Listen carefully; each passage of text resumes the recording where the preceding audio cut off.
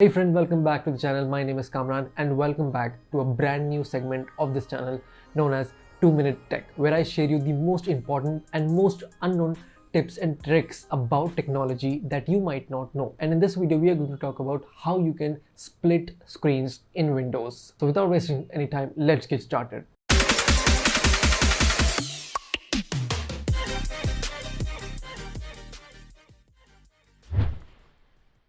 So let me first on the screen recording so I can show you what exactly we are going to do. So before telling you how you can split two screens on Windows 10, first let me tell you how actually people do it. So it's so time consuming. So what people actually do is they minimize the window, all right, and they then adjust the screen, so reducing this part and adjusting two screens on a single window, which actually is a little time consuming. And what it does, it actually kind of looks a little ugly. So what we can do is a little trick here that most of the people don't know.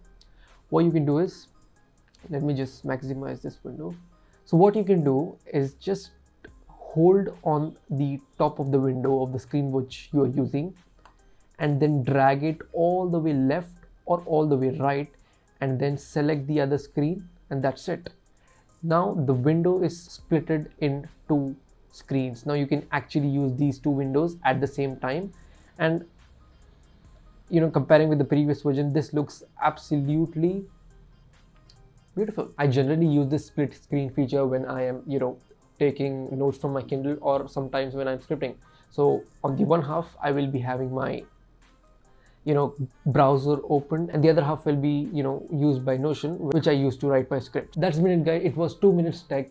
I hope you enjoyed this new series. Make sure you hit the like button, subscribe if you haven't already. Comment down below if you want to know more tips and tricks in this segment of 2-Minute Tech. My name is Kamran. This is KR7 Studio, and I'll catch you guys in the next one.